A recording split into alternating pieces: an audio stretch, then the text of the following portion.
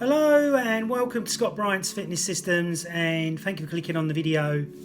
And this video is all about the difference between training females to males and why females need to be treated like Ferraris and not like dumper trucks. And the reason being is that a woman has a hormonal system which is massively different to men. Men are like dumper trucks, so they can be trained a lot harder and pushed around, and I can have a bit more of a joke with a male than what I can a female. A female will take things more personally in a training session. But when it comes to exercise, women can be just as determined as men in which to get awesome goals and results in their fitness training. But many trainers don't understand the philosophy of that women are like Ferraris and men are like dumper trucks. So really important, if you're a female out there, that when you're on your menstrual cycle, that you don't overstretch yourself and you don't overtrain, and that when you finish your exercise session, you don't go and eat carbohydrate foods like bread, pasta, rice and sugary cakes and ice cream, because this will make you gain more body fat after you work out.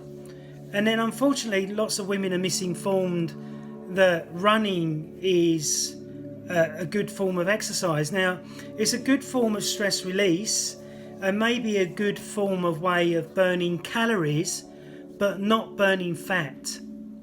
So that's why you see the CrossFit women, which I highly respect, and the women that are doing more strength and conditioning than ever before, that's why they've got amazing bodies. So you ladies out there, you got to remember that your bodies are like a Ferrari, so you need to treat it like a Ferrari. Put the best fuel in your body, so either eat according to your metabolic type or look at eating according to a diet that balances your hormonal system, which metabolic typing does. Or if you was doing the paleo diet, you might find that that really works for you, because you're not eating so many carbohydrates and you're eating more fat and more protein, as in meat. Now, when I come to training the females that I've worked with, I always do a physiological load assessment with them before I start.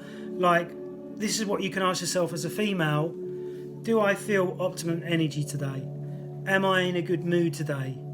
Have I got aches and pains that I don't normally have? Like, you might have a menstrual cycle, you may be in belly pain. So that means you may not need to do abdominal training on that day. So then on top of your training, make sure that you're fully hydrated. So you're drinking your body weight in ounces of water.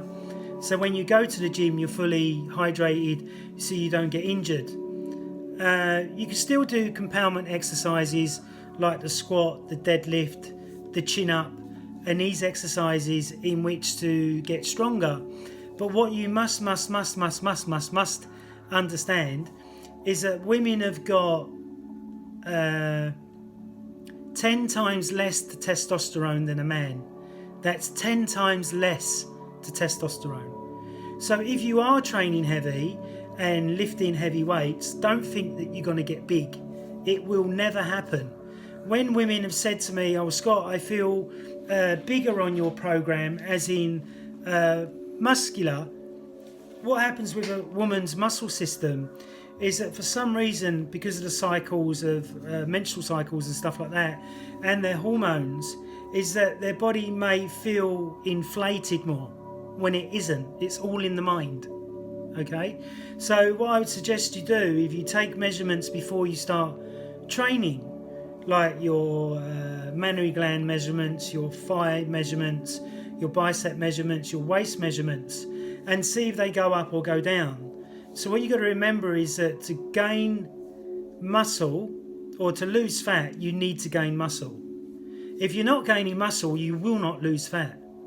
And this is why treadmill work doesn't work, or running around the park doesn't work, because you're not training the system to increase muscle, you're training the system to increase cardiovascular fitness. So if you're increasing cardiovascular fitness, you're avoiding the strength system. Okay, so they all work together, but when you do strength lifting and you keep changing, say you started off with 2 kilo dumbbells, for argument's sake, doing bicep curls, and then 6 weeks on you're doing 10 kilo bicep curl, you're not going to do that in your running. You might run for a longer distance, but it's hurting the cardiovascular system more, not the strength system. Okay, so there's a bit of a science to training females compared to males. So I could get males to do heavy squats, getting them on a meat diet if they're on eating loads of carbs, and getting them to do really good strength and conditioning, and their bodies will change. But with a woman's menstrual cycle and hormones, it's really important that you get the science right and that you document everything so you can see the progression and the improvement in your fitness. So females are definitely like Ferraris and men are like dumper trucks, and really what's important is for all females to do strength and conditioning. If you look at the CrossFit women, yes, a lot of them are very, very muscular, or they look muscular in the videos and stuff, but when you meet them face to face, they'll probably be a lot smaller. And you'll probably find that probably 90.9% of women have got bigger legs than men because they're more genetically gifted in the leg area than what men are.